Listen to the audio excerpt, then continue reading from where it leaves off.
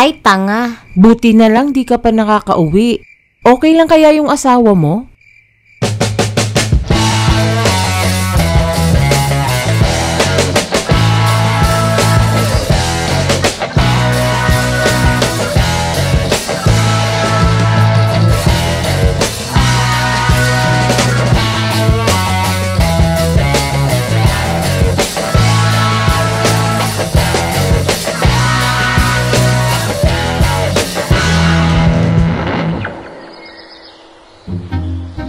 Nakarating na ako sa paanan ng bundok.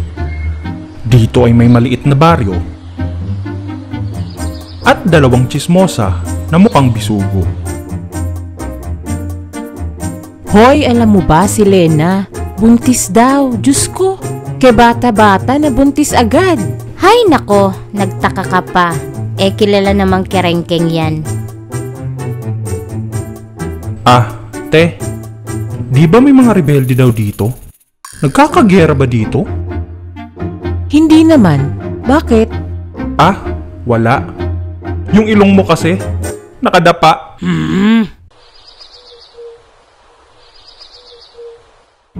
Tutuloy na sana ako nang biglang, Manong! piste. Anong manong? Mukha ba akong matanda?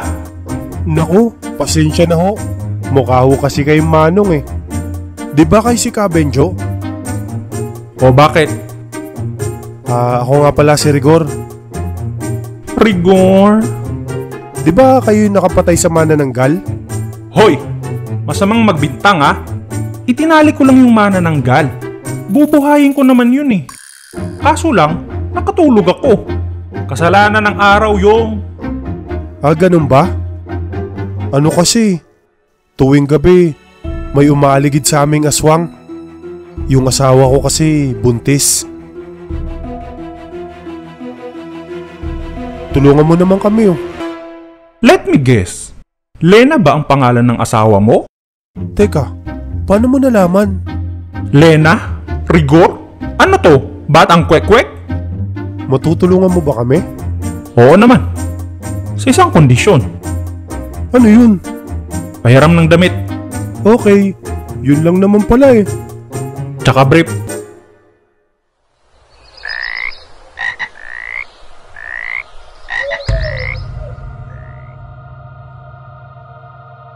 Magandang gabi ho, Kabenjo.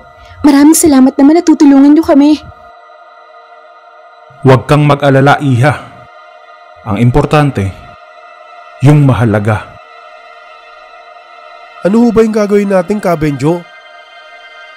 Maghihintay tayo na dumapo siya sa bubong. Kapag nandyan na siya, bahala na kayo dun. Ang labo naman noon.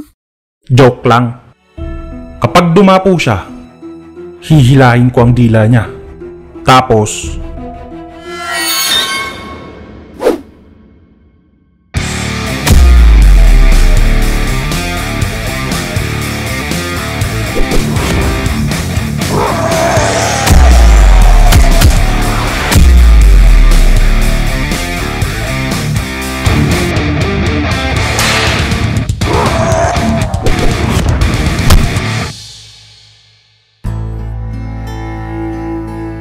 ayan. Dito ka sa loob ng bahay para di ka masinaga ng araw.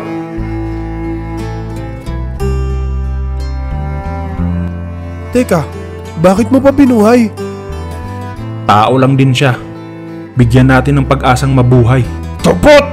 Tupot ka! Tupot! Ay, piste. Papatayin ko na to! Uy, kalma ka lang. Mando? Mando?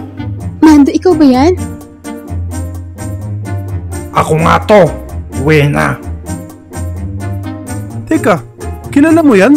Ex ko siya. Peste, ex ka na pala Aaswangin mo pa yung misis ko. Mahaw ko pata!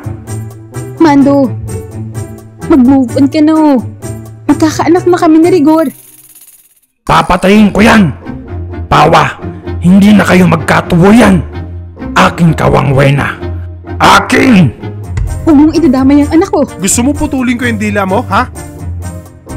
Guys, kalma lang. Intindihin natin siya. Titiguluhin ko na hindi na kayo titikatan ng awaw. Okay, wala akong naintindihan. Mando, please naman oh. Kalimutan mo na ako. Makakahanap ka rin na magmamahal sa'yo. Ba't mo ko pinagpawit? Ba't mo ko pinagpawit? Iiyak na yan. Iiyak na yan. Tinaktan mo ang puto ko. Ang takit-takit. Ang takit-takit. Mando, I'm sorry. Pero si Rigor na talaga ang mahal ko.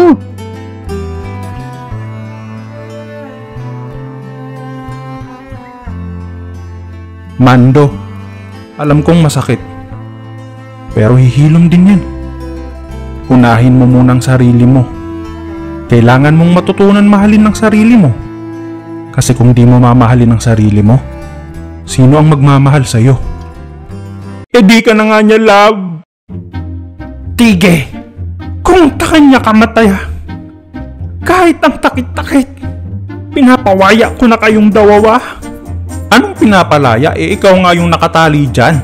Basta, ipangako mo takin na mamahawin mo siya ng buong puto. Maraming salamat, Mando. Pangako, mamahalin ko siya.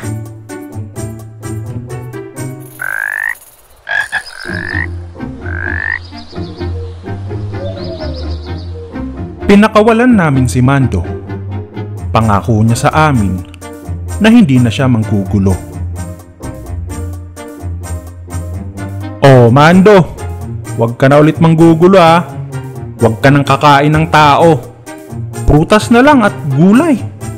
Alagaan mo yung kalusugan mo. Malaming tawamat, kabingyo. Oh, sige, bati na tayo ah. Sa bahay ang uwi. Huwag na kung saan-saan. Baka mga swang ka pa ulit ah.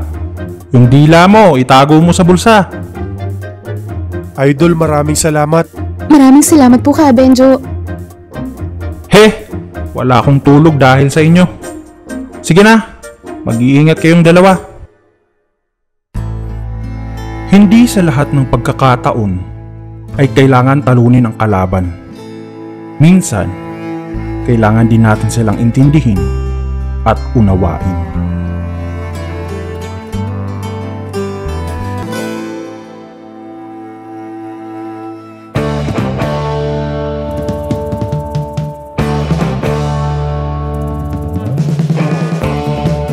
Ako po si Wally Bangilista as Rigor.